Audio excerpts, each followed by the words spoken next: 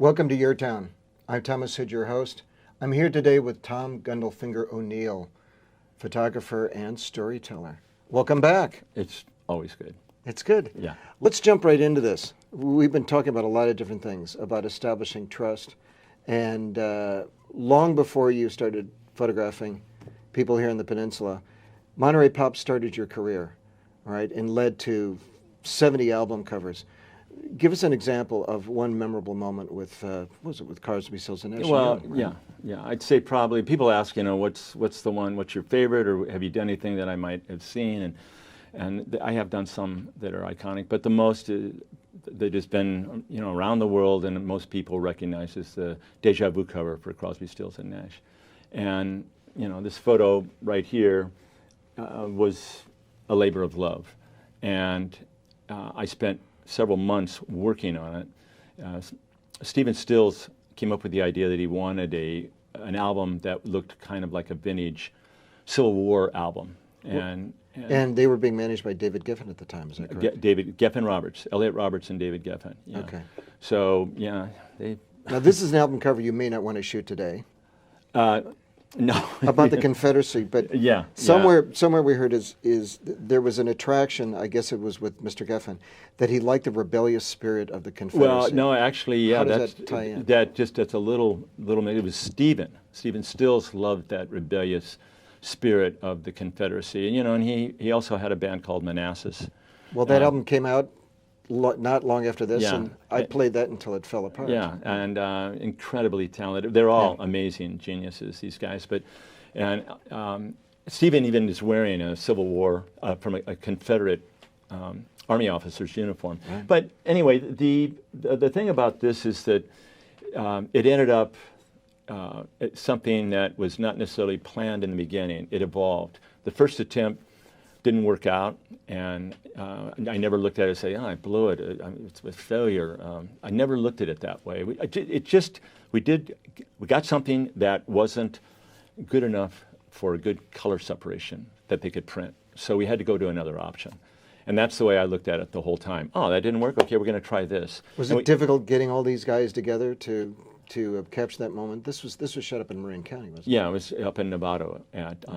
David Crosby was renting a house then. No, they were into it. They knew about this, and they were tremendous to work with. And again, they knew me, and they knew that I cared about them to the point where I was going to make this happen one way or another. Mm-hmm. And I put my heart into this, and I'm very happy to say that it's still recognized as one of the top album covers. I remember when my sister brought the album home, and I remember hours sitting there looking at every detail of their costumes and the looks on their faces, and I was fascinated by that. In addition to the music, there was a whole nother story that sort of tied in with that photograph that was very memorable for me. Yeah. Well, what makes that so good, actually, or that's so convincing, is that they were looking at that camera for about 2 minutes without moving. And why is that? Because I had this tintype, okay, a ferrotype, loaded in this Matthew Brady type camera. So you're actually capturing an image about reflective of a moment in time from 150 years ago, and you're using old technology. Yeah, and it was, oddly enough, the album was called Deja Vu. Nobody knew that at the time. So we ended up using a backup camera negative, which was it was a contemporary Tri-X negative, and from that I made a very old vintage process called a Talbot sunprint, and that's what was used for the cover. It was a technique that was developed around 1845, before the tintype. So it actually worked out even better. And before the Civil War. Yeah, before the Civil War is kind of weird about that. But getting people to be there, and there's a tremendous amount of control. When I took those guys and made them sit still, we did 2 poses for over 2 minutes. That's power. That's power. But at times, I remember seeing these guys one time, and this was in the Côte d'Ivoire, in the Ivory Coast, and I was in this village, and I saw these guys out in front of this house. Was really a hut, and they weren't dressed, we weren't dressed the same, And I was in their country, and there was already some kind of separation, but I came up to them, and in their language, in French, I asked them, I said, "You guys look great. Can I take a photo?"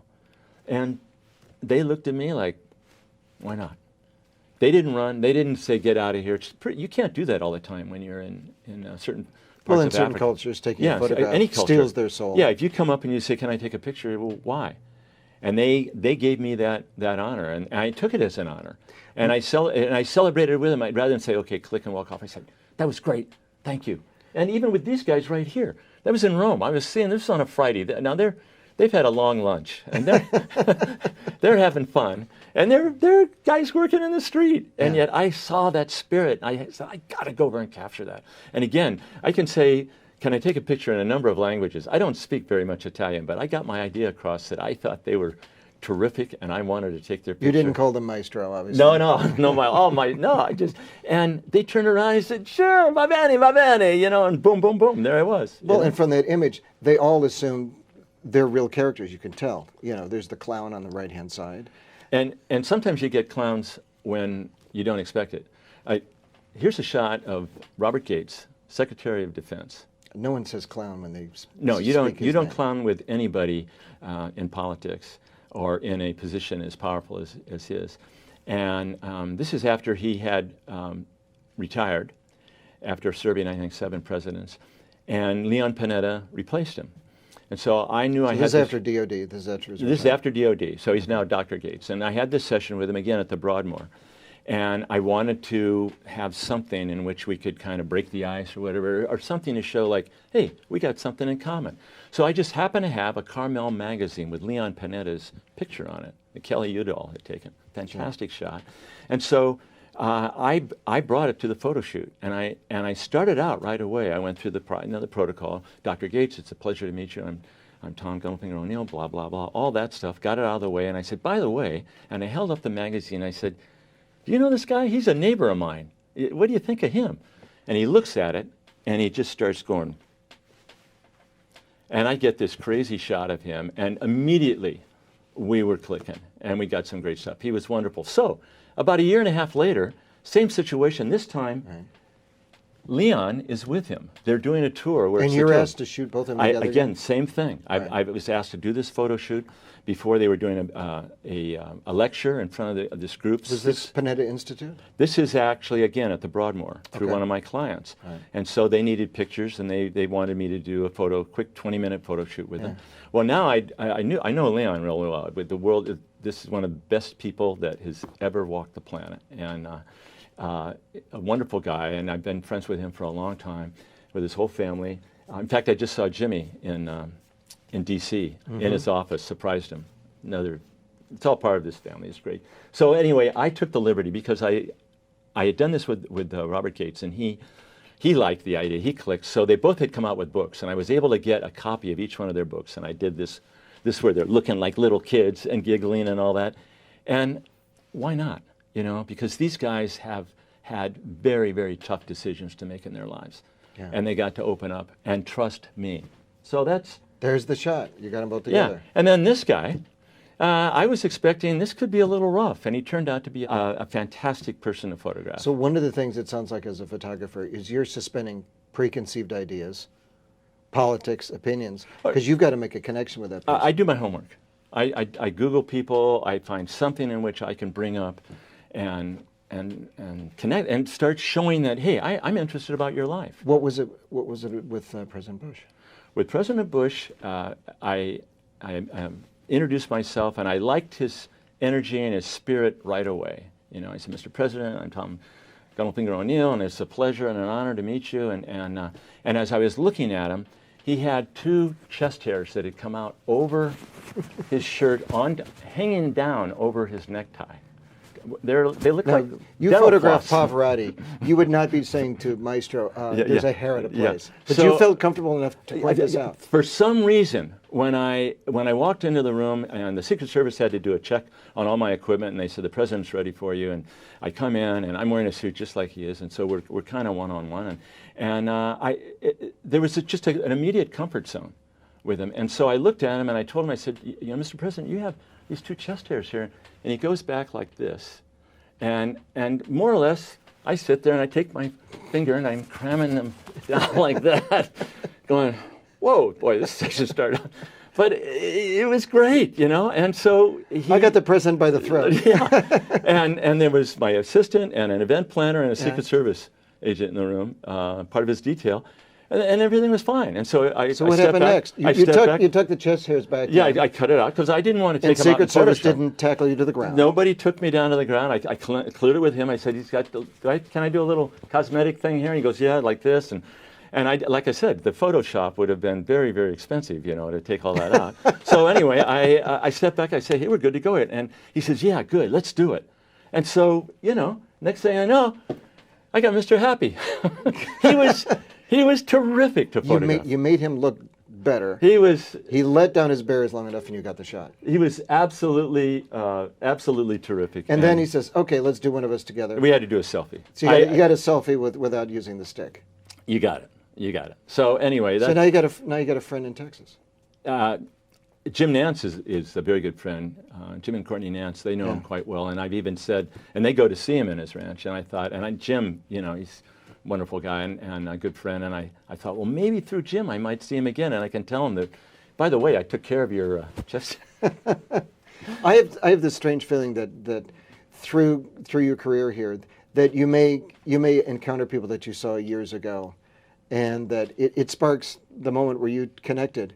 You've got friends all over the planet based on these things. I have photographed a lot of people all over the world, yeah, and it does go back to that moment, when I call it owning the moment. And when that photo session with the president, with George Bush, was over, it was over.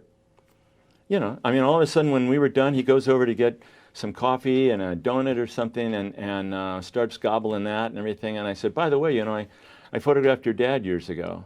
And he says, I said, he was an extraordinary man. He was wonderful. I really admire your father. He goes, yeah, he's okay. He takes a lot of drugs. I said, you give them the opportunity to participate in a little. And then he went out and he talked to 700 people, and he just killed it. The guy was amazing. Well, you know, in the images we've been looking at here, you're coming from this really an art training background in Chicago. Monterey Pop takes off. You do Deja Vu, and you photograph Jimmy and Joni and Janice and everybody else, right? Yeah. Where is that organic process? Where is that taken you to since? When you did Deja Vu, as I understand it, they had to hand apply the gold label on 1 million copies that were sold. Yeah. That was. By the time you photograph President Bush, obviously using different technology, but is there some connective thread between that organic process you did early on with Crosby, Stills, Nash and Young? Yeah. That carries over? I felt to myself that I proved to myself that I was really a photographer when I went through that, going through those early techniques and shooting film for all the years that I did. Truly, if you want to connect with the art of photography, you have to shoot film. And I did that for a long time, and I still enjoy shooting film. But just due to the needs today, and I have a lot of corporate clients, there's no way that I could get the work I do and get it turned around as fast unless I shot digital. Sometimes I have to take a shot, and it literally within minutes it has to go on the internet. Well, something that you said years ago is that you were in a record store, and you somehow made the connection saying, boy, with my art background, this is something I might be able to do. Yeah, so your original calling wasn't photography, and yet you've been active in it for 50 years. The mother art is painting and design. Yeah. And it was actually a color theory course, or a design course that I took with Stanley Tigerman. I didn't take an architecture course with him, but it was on color theory, and because he had studied with Joseph Albers at Yale. That's right. And that was something that I added to my painting education. But I wanted to be a painter when I got out of school, and photography was just this convenient way of doing it. So I was starting to dabble in photography. But when I saw this album, it was actually here in Carmel in early part of 1967. I picked it up and I just said, this is it. I had an epiphany. I said, I now know what I want to do. Because I looked at it as, this is a painting. This is a 12-inch canvas. Mm-hmm. And so that cover, and it was for the Mamas and Papas. It's, by the way, it's in my book, my Time memoirs. for a plug. Yeah. Here we go. And it's right in there in the very beginning. And I am very proud of it. You can see how quickly it'll show up. Of course, I know my book, but anyway, buy the book, $29.95, online. Anyway, I came out of the record store and said, all right, I'm going to be a rock and roll photographer. That's it. I don't know how I was going to do it. And with the announcement in the paper a couple of weeks later of the Monterey Pop Festival, I started putting my ideas together and say, I'm going to make this happen somehow. And it all happened. So it's really coming from the spontaneity with really some specific professional training in a related field, another fine art, painting, and also seizing the moment, which is exactly that epiphany. And yet this is all before computers. So you're looking at the craft of photography. You weren't saying, oh, I like gadgets. You were looking at photography as a fine art that you could make accessible to people from your artistic background. No, I even mention it in the book, and there's some pictures I have showing how I incorporated textures. I've shot through window glass or a shower glass to get these different distortions. And psychedelia was starting to happen then, and actually was quite strong here on the West Coast. And the whole idea, in a way, particularly with photography, was kind of to distort reality. So I found if I could make my images painterly and use certain techniques in which I could just move the photo from reality just a little bit, where you could still see what it was, but it was visually stimulating, more like painting, like an impressionist painting. That's something that I wanted to try, and that was a direction that I used. And I used that in some of the album covers in the beginning. Yeah. So it does go back to my mother art. People have said, how'd you get into it? I said, well, my mother art is painting. Always will be. Mm-hmm. Do you paint now? I paint with a camera. I tried to paint, and it was disaster. I couldn't even figure out how to mix the oils anymore. Well, there's our next images that we'll show here in a few minutes. I want to take that to the next step. Okay. And delve a little bit more into the camera versus the paintbrush. And as an architect, I rely on a mouse to run a business, but I rely on a pencil to be creative. And I didn't just make that up. I just realized that's what happens. You know how to draw, by the way, man. You're awesome. I've been working on it a few weeks. Yeah. No, you've got a gift. Check his drawings out. Check his drawings. No, we're plugging you today, not me. Anyway. All right. Okay. It's great to see you coming back over here. Stay tuned with us. We're going to continue this conversation with Tom Gundelfinger O'Neal, photographer, storyteller, raconteur, bon vivant, world traveler. I got to stretch this out. I got 20 seconds left. Yeah. What else can we add to the list here? Yeah, one of the reasons Artist. why I didn't use that name that much, my middle name, is that people never could get through it. So, and it was also very difficult to get a reservation in a restaurant with that name. So that's why I took my wife's name. Tom O'Neal. Yeah, you got it. Any way you call him, he's a pro. And anyway, this is YourTown with Thomas Hood, and please stay tuned.